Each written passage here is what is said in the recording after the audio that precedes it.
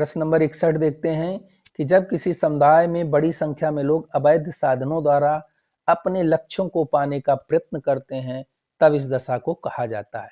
ए सामाजिक विघटन, बी वैयक्तिक विघटन, सी पारिवारिक विघटन, डी सांस्कृतिक विघटन। उसे सामाजिक विघटन कहा जाता है। प्रश्न नंबर 62 है कि समाजशास्त्र सामाजिक संबंधों के विषय में है, यह कथन किसका है। सामाजिक संबंधों की बात की है समाजशास्त्र की परिभाषा में, यह बताना है कि किसका है। ए मैकाइवर एवं पेज, बी गिलिन एवं गिलिन, सी गिडिंग्स, डी दुर्खीम। तो समाजशास्त्र सामाजिक संबंधों का अध्ययन करता है, यह बात कही है मैकाइवर एवं पेज ने।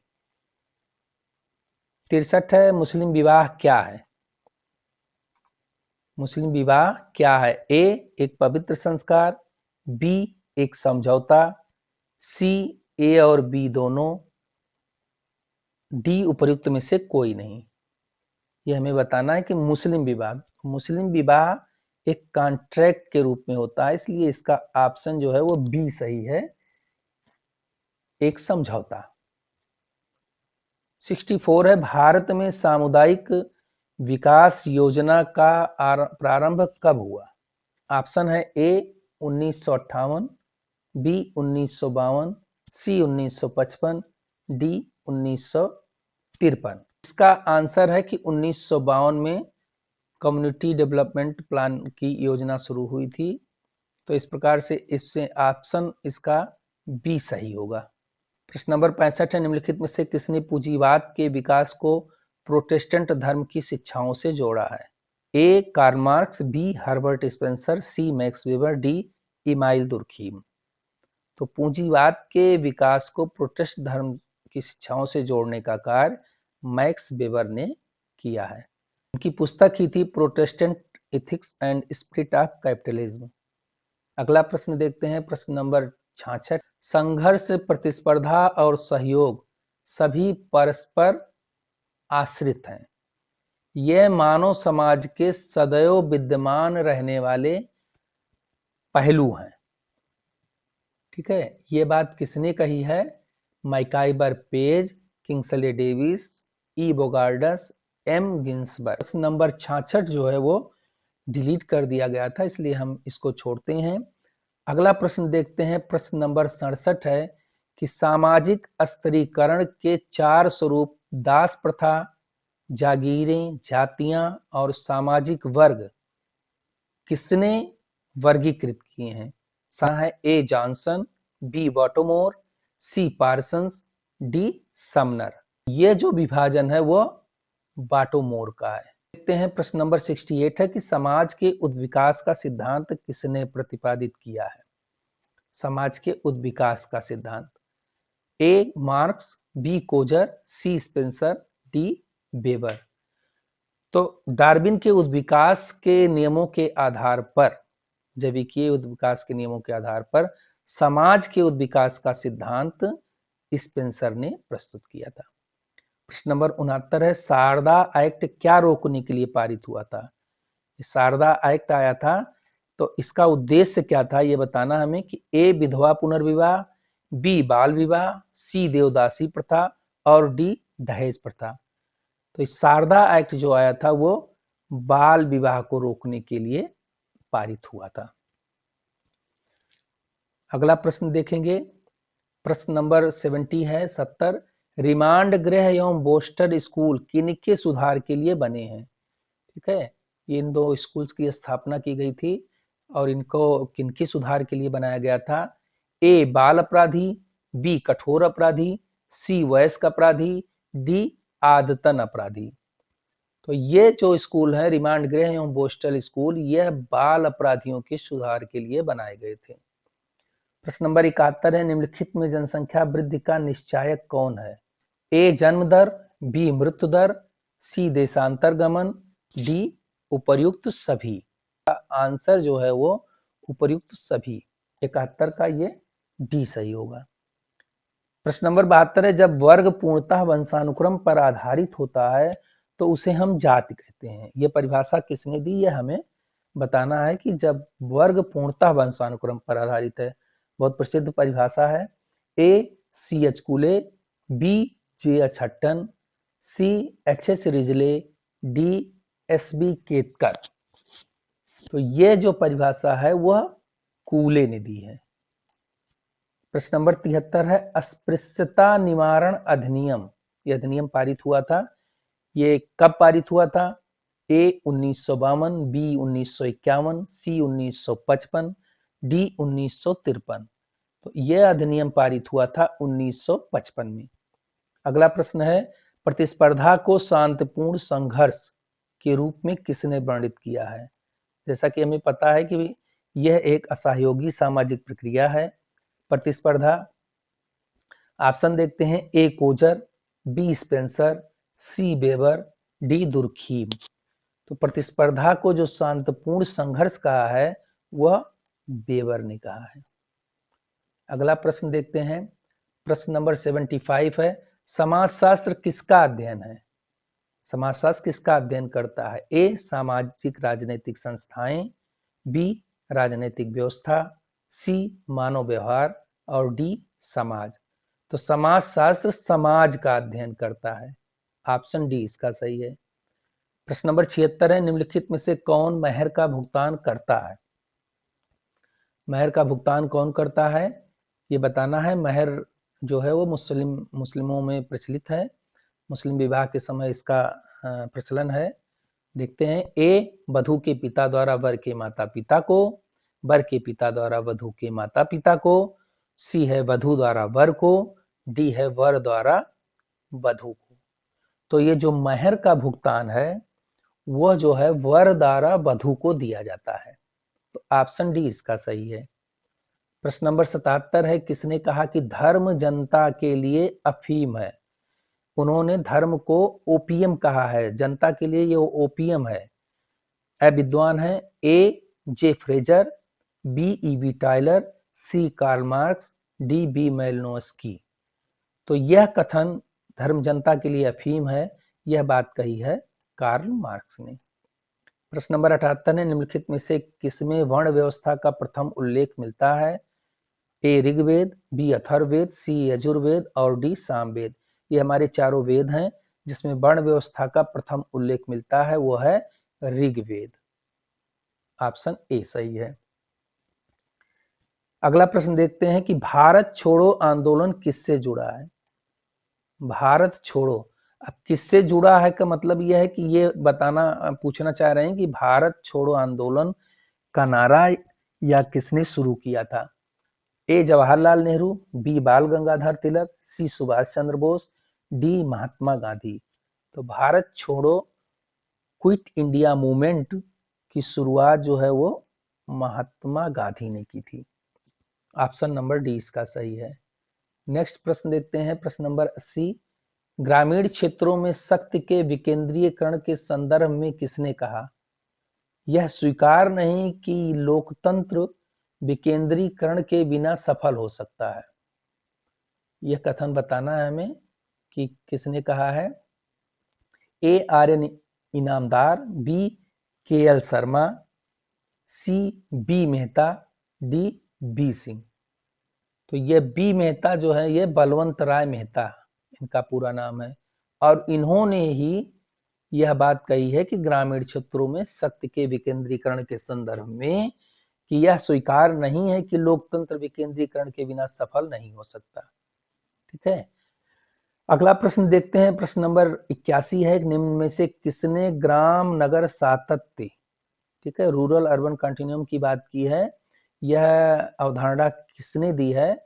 ए Louis Wirth, B Robert E Park, C Robert Redfield, D Henry Maine. तो यह ग्राम नगर सातत्य की अवधारणा जो है वो रॉबर्ट रेडफील्ड ने दी है। प्रश्न नंबर 82 है व्हाट इज सोशियोलॉजी नामक पुस्तक किसने लिखी है? इस पुस्तक के लेखक का नाम बताना है। A Alex Inkeles, B T B Bottomore, C H M Johnson, D M Ginsburg.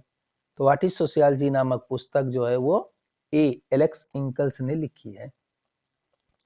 प्रश्न नंबर 83 है, जनसंख्या ज्यामितीय अनुपात में बढ़ती है। ज्यामितीय अनुपात में, जीवन के साधन गणितीय अनुपात में बढ़ते हैं। ये जनसंख्या संबंधी सिद्धांत विद्वानों द्वारा दी गए हैं। तो एक जनसंख्या संबंधी सिद्धांत में विद्वान ने यह बात कही है कि जनसंख्या ज्यामितीय अनुपात में बढ़ती है और जीवन के जो साधन है वो गणितीय अनुपात में। ज्यामितीय अनुपात का मतलब है 2 × 4, 2 × 4, मतलब इसके बढ़ने की दर बहुत तीव्र होती है, ठीक है। और गणितीय अनुपात में बढ़ती है मतलब 1, 2, 3, मतलब इस क्रम में बढ़ती है धीरे धीरे। तो यह बात किसने कही है? ए माल्थस, बी फ्रायड, सी किंग्सले डेविस और डी मैकाइबर एवं पेज ने। तो इस प्रश्न का आंसर है माल्थस। माल्थस ने अपने जनसंख्या संबंधी सिद्धांत में यह बात कही है कि जनसंख्या ज्यामितीय अनुपात में बढ़ती है, मतलब बहुत तेजी से बढ़ती है, और वहीं जीवन के जो साधन है वो गणितीय अनुपात में बढ़ते हैं, अर्थात उनके बढ़ने की दर कम होती है। प्रश्न नंबर 84 देखते हैं, किस आश्रम को धर्म, अर्थ और काम का संगम कहा गया है? ये जो हमारे पुरुषार्थ हैं, धर्म, अर्थ, काम और मोक्ष, इसको संगम कहा गया है, और वह आश्रम बताना है हमें। ए ब्रह्मचर्य, बी गृहस्थ, सी वानप्रस्थ और डी सन्यास। तो ये जो सारे पुरुषार्थ हैं, धर्म, अर्थ और काम, ये हमारे गृहस्थ आश्रम में पूरे होते हैं। इसलिए इसका ऑप्शन बी गृहस्थ आश्रम सही होगा कि गृहस्थ आश्रम में ही धर्म, अर्थ और काम की पूर्ति की जा सकती है। प्रश्न नंबर 85, निम्नलिखित में से कौन समाजशास्त्र के स्वरूपात्मक संप्रदाय से संबंधित हैं? जैसा कि पता है आप सभी को कि समाजशास्त्र के दो संप्रदाय थे, एक स्वरूपात्मक और एक समन्वयात्मक। तो जो स्वरूपात्मक संप्रदाय के समर्थक हैं या प्रणेता हैं, उनका नाम हमें बताना है। A George Simmel, B Comte, C Emile Durkheim, D Parsons. तो ये जो स्वरूपात्मक संप्रदाय का संबंध है वो जॉर्ज सिमेल थे, और इस संप्रदाय के प्रणेता भी जॉर्ज सिमेल ही हैं। प्रश्न नंबर 86 देखते हैं कि मध्यवर्ती सिद्धांत, मिडिल रेंज थियरी की बात है, ये किसने दी है? ए सोरोकिन ने, बी आर के मर्टन ने, सी एम टूमिन ने, डी टी पार्सन्स ने। तो ये मिडिल रेंज थ्योरी, मध्यवर्ती सिद्धांत की अवधारणा जो है वो मर्टन ने दी हुई है। प्रश्न नंबर 87 है, किसने कहा कि सामाजिक विघटन वह प्रक्रिया है जिसके द्वारा एक समूह के सदस्यों के बीच संबंध टूट जाते हैं या समाप्त हो जाते हैं? सामाजिक विघटन, समूह के सदस्यों के बीच संबंध टूट रहे हैं या समाप्त हो रहे हैं, ये बताना है कि यह कथन किसका है। ए ईएल फैरिस, बी आगबर्न एवं निमकाफ, सी थॉमस एवं नैन की, डी इलियट एवं मेरिल। तो यह कथन जो है वो इलियट और मेरिल का है। नेक्स्ट प्रश्न देखते हैं, प्रश्न नंबर 88, निम्नलिखित में से आकस्मिक एवं दीर्घकालिक अपराधी को किसने दो भागों में बांटा है? ए अलेक्जेंडर एवं स्टाव, बी हैंडरसन, सी सदरलैंड, डी किंग्सले डेविस। तो इस प्रश्न का उत्तर है अलेक्जेंडर एवं स्टाव। प्रश्न नंबर 89 है, नातेदारी शब्दावली को दो भागों, वर्णात्मक एवं वर्गात्मक नातेदारी में किसने विभाजित किया? नातेदारी शब्दावली दो भागों में विभाजन है, एक डिस्क्रिप्टिव और एक classificatory kinship. A L H Morgan, B G P Murdock, C Robert Lowie, D Radcliffe Brown. तो यह विभाजन मॉर्गन ने किया है। नातेदारी का यह शब्दावलियों का विभाजन मॉर्गन ने किया है। प्रश्न नंबर 90 है, परिहास संबंध किनके बीच पाए जाते हैं? दो प्रकार के इस प्रकार के संबंध के थे, परिहास, परिहार, ऐसे और भी जो है टर्म्स हैं, लेकिन हमें परिहार और परिहास के अंतर में बात करनी है। तो परिहास जो संबंध होता है वो जोकिंग रिलेशनशिप की बात है, कि हम किससे अपने संबंध को जोकिंग रख सकते हैं। तो ए पिता एवं पुत्र, बी माता एवं पुत्री, सी पिता एवं पुत्री, डी जीजा एवं साली। तो परिहास मतलब जोक हम कर सकते हैं, एक पुत्र अपने पिता के साथ में यह नहीं कर सकता, पुत्री माता के साथ नहीं और पुत्री पिता के नहीं। लेकिन जीजा एवं साली का जो संबंध है वो एक परिहास का संबंध है, जोकिंग रिलेशनशिप है, इसलिए इसका ऑप्शन डी सही है। प्रश्न नंबर 91 है, समाज बनता है ए व्यक्तियों से, बी संस्थाओं से, सी व्यक्तियों के संबंधों से, डी समितियों से। तो इसमें जो अभी हम लोगों ने परिभाषा दी थी कि समाज जो है वो सामाजिक संबंधों का जाल है, ये तो मैकाबरोन पेज ने ये बात कही है। तो जो व्यक्तियों के आपसी संबंध होते हैं उन्हीं से समाज का निर्माण होता है, इसलिए ऑप्शन सी इसका सही है। प्रश्न नंबर 92 है, समाजशास्त्र शब्द की खोज कब हुई? ए 1914, बी 1919, सी 1938, डी 1947। तो इस प्रश्न के सभी ऑप्शन गलत हैं, इसलिए आयोग ने इस प्रश्न को भी डिलीट कर दिया है। ठीक है, इस प्रश्न को भी डिलीट किया है। ठीक, और समाजशास्त्र शब्द की खोज कब हुई है ये आपको पता है, आप कमेंट बॉक्स में इसको लिखिए। ठीक है, और मैं यहाँ पर आंसर लिख दे रहा हूँ 1838 में। ठीक है, अगर देखते हैं आगे प्रश्न नंबर 93 है, सामाजिक स्तरीकरण का प्रकार्यात्मक सिद्धांत। ये फंक्शनल थियरी किसने दिया था सामाजिक स्तरीकरण का? A Cooley, B Kingsley Davis, C Karl Marx, D Max Weber. तो स्तरीकरण का जो प्रकार्यात्मक सिद्धांत है वह किंग्सले डेविस ने दिया हुआ है। प्रश्न नंबर 94 है, सभी सामाजिक परिवर्तन विचारों के माध्यम से घटित होते हैं। यह बात किसने कही है? A Kingsley Davis, B MacIver एवं Page, C M Ginsberg, D Ogburn एवं निमकॉफ। तो आयोग ने इस प्रश्न के उत्तर में भी कंफ्यूजन था इस प्रश्न के सभी ऑप्शंस में, इसलिए इस प्रश्न को भी डिलीट कर दिया है। अगला प्रश्न देखते हैं 95, हिंदू विवाह के निम्नलिखित प्रकारों में कौन सा प्रकार उत्कृष्ट कोटि का विवाह नहीं कहा गया है? हिंदू विवाह के जो उत्कृष्ट कोटि के विवाह हैं उनकी बात हो रही है। तो इसमें ए ब्रह्म, बी दयो, सी गांधर्व और डी आर्स।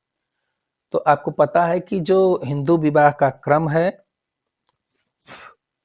वह हिंदू विवाह का क्रम है ब्रह्म विवाह, दयो विवाह, आर्स विवाह, गांधर्व विवाह। तो इसमें जो निम्न कोटि का इसमें विवाह हुआ वह गांधर्व विवाह हुआ। तो ये ऑप्शन सी सही होगा इसका। प्रश्न नंबर 96 देखते हैं, धर्मनिरपेक्षीकरण शब्द का अर्थ है कि जो कुछ पहले धार्मिक माना जाता था वह अब वैसा नहीं माना जा रहा है। धर्मनिरपेक्षीकरण की बात है। A R Desai, B Yogendra Singh, C M N Srinivas, D S C Dube. तो यह बात कही है एम एन श्रीनिवास ने।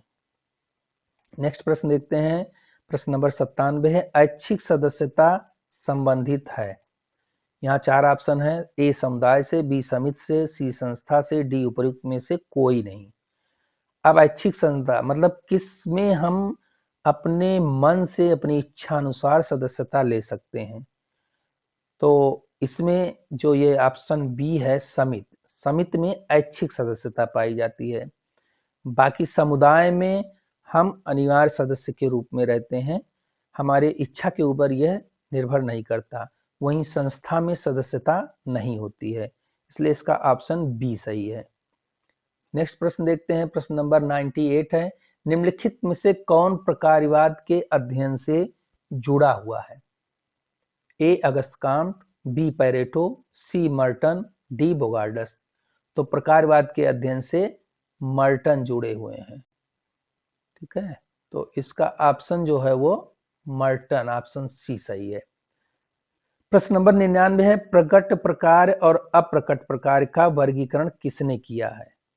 यह जो प्रकार का वर्गीकरण है ये किसने किया है? ए मेलिनोस्की, बी मर्टन, सी स्पेंसर, डी दुर्खीम। तो इस प्रकार का वर्गीकरण जो है वो मर्टन ने किया है। प्रश्न नंबर 100, निम्नलिखित में से कौन समाजशास्त्र के स्वरूपात्मक संप्रदाय से संबंधित नहीं है? इसके पहले के प्रश्न में हम लोगों ने देखा था कि कौन समाजशास्त्र के स्वरूपात्मक संप्रदाय से संबंधित थे। अब यहाँ हमें बताना है कि कौन संबंधित नहीं है। यहाँ पे ये आपको ध्यान देना है। ए जार्सिमेल, बी एल.टी. हाबाउस, सी एफ्टानीज, डी वानबिज।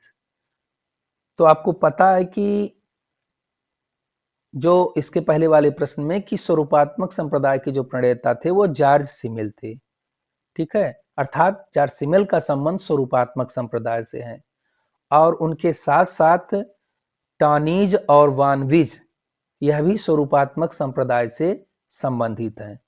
तो इस प्रकार से जो स्वरूपात्मक संप्रदाय से संबंधित नहीं है वो है एल.टी. Hobhouse, option B.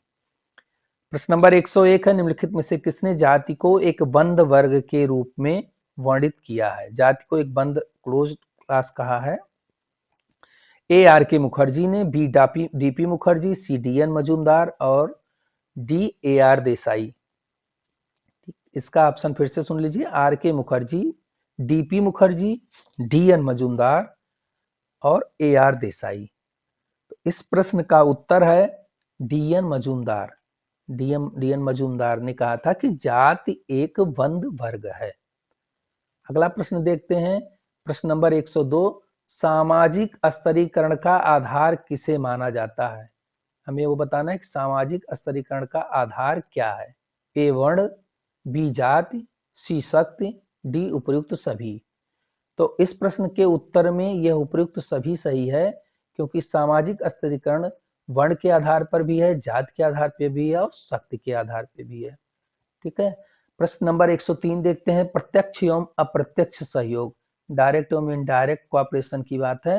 यह अवधारणा किसने दी है? ए ग्रीन, बी वेबर, सी मैकाइवर एवं पेज, डी जॉनसन। तो यह अवधारणा प्रत्यक्ष एवं अप्रत्यक्ष सहयोग की है, मैकाइवर एवं पेज ने दी है।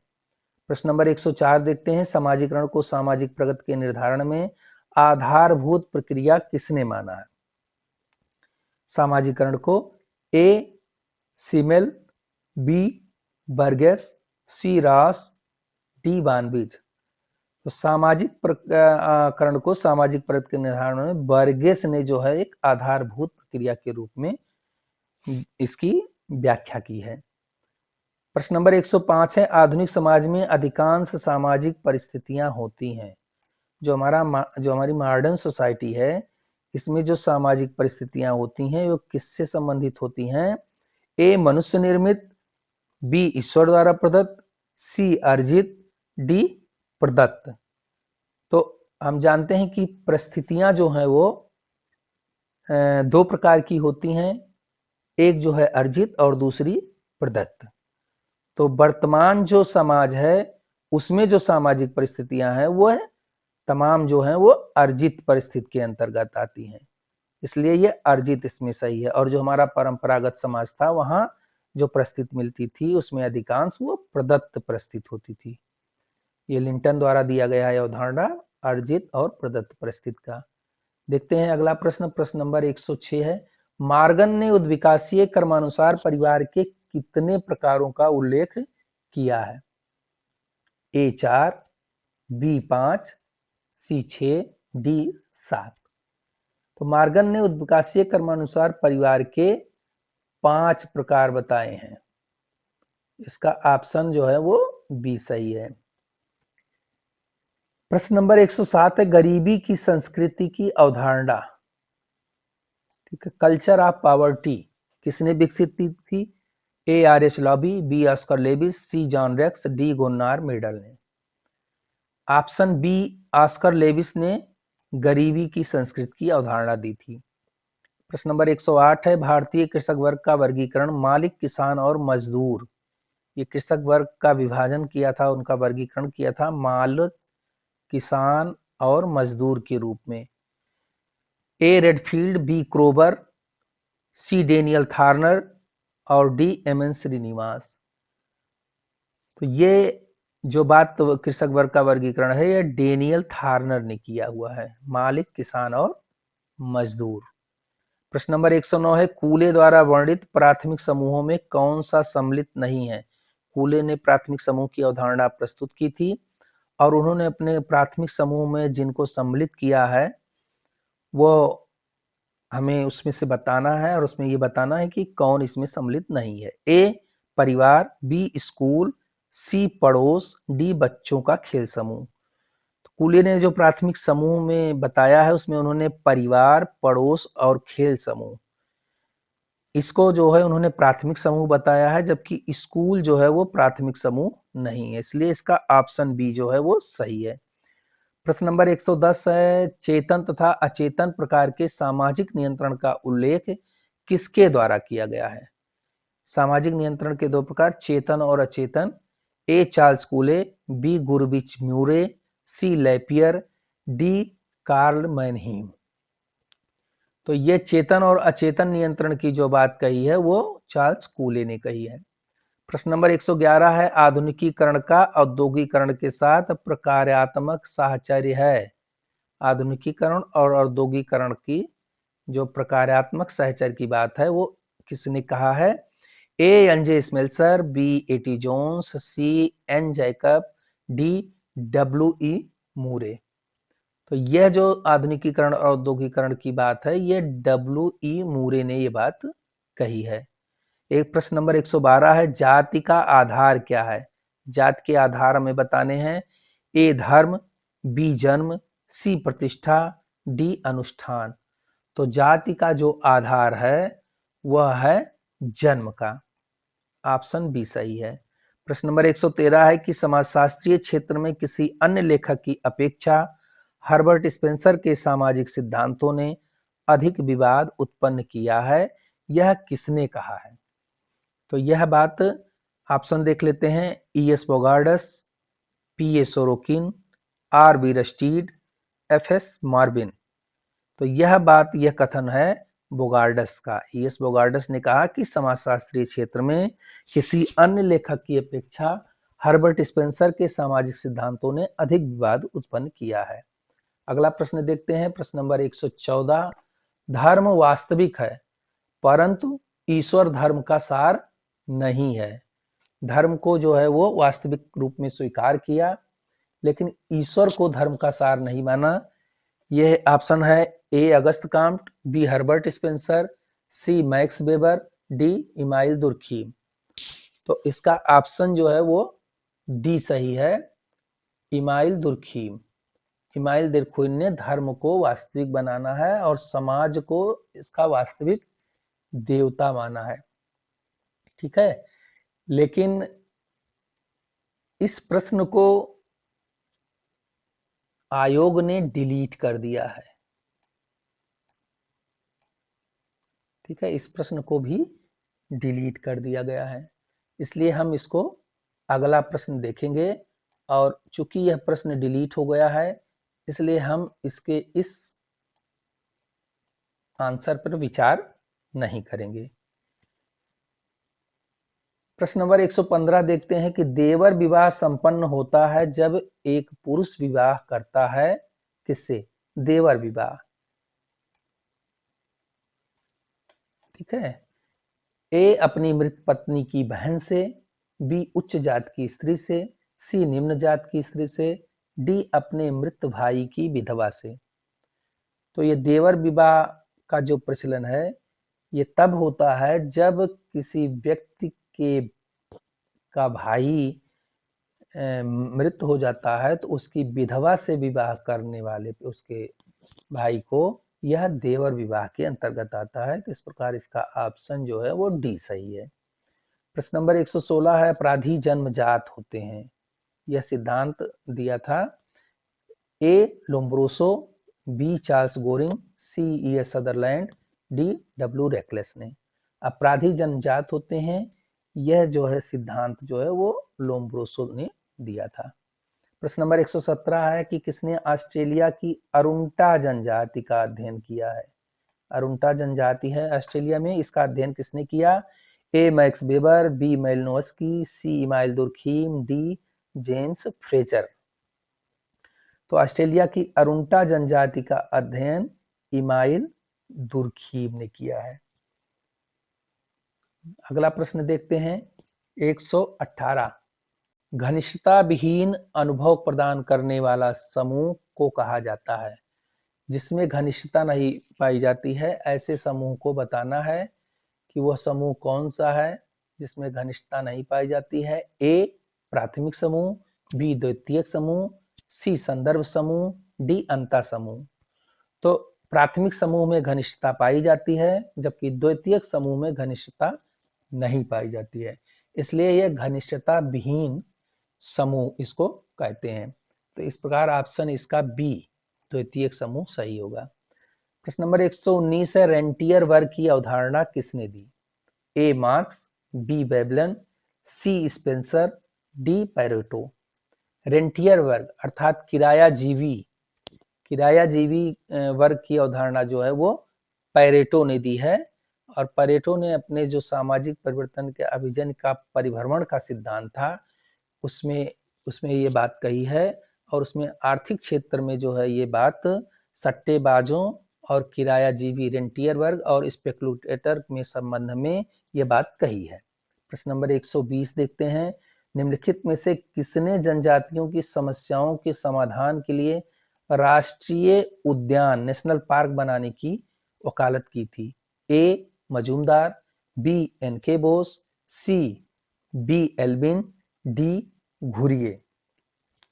तो ये बैरियर अल्विन जो हैं इन्होंने जनजातियों की समस्याओं के लिए राष्ट्रीय उद्यान अर्थात उनके संरक्षण की बात की थी।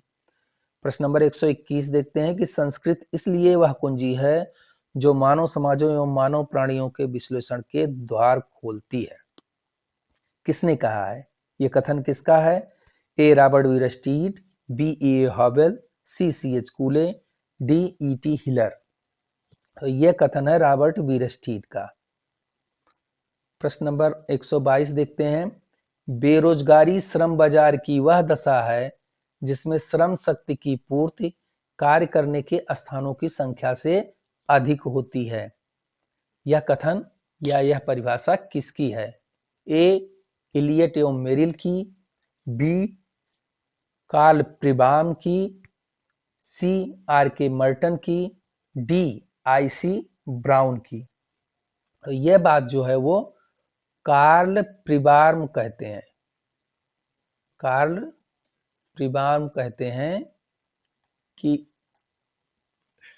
प्रश्न नंबर 123 है, मैक्स वेबर ने सामाजिक क्रिया के कितने प्रकारों का उल्लेख किया है? मैक्स वेबर ने सामाजिक क्रिया के प्रकार बताए हैं। ए 6, बी 8, सी 4, डी 10। तो मैक्स वेबर ने जो सामाजिक क्रिया के प्रकार बताए हैं वो 4 प्रकार के बताए हैं। प्रश्न नंबर 124 है, भारत के जौनसार बाबर की खस जनजाति में किस प्रकार के विवाह की पद्धति प्रचलित है? ए एक विवाह, बी बहुविवाह, सी बहुपत विवाह, डी बहुपत्नी विवाह। तो जौनसार बाबर की जो खस जनजाति है वहां पर बहुपत विवाह का प्रचलन पाया जाता है। प्रश्न नंबर 125 है, निम्नलिखित में से कौन सा कथन एक संस्था का बोध कराता है? संस्था के बारे में हमें बताना है। ए किसी स्थान पर लोगों का समूह, बी एक अनुमोदित कार्यशैली, सी कार्य प्रणाली के स्थापित नियम एवं दशाएं, डी कार्य संस्कृति का प्रदर्शन। जैसा कि आप सभी को पता है कि संस्था जो है वो नियमों की एक व्यवस्था है और उसमें जो है वो ये ऑप्शन सी है, कार्य प्रणाली के स्थापित नियम एवं दशाएं। नमस्कार एवं बहुत बहुत धन्यवाद।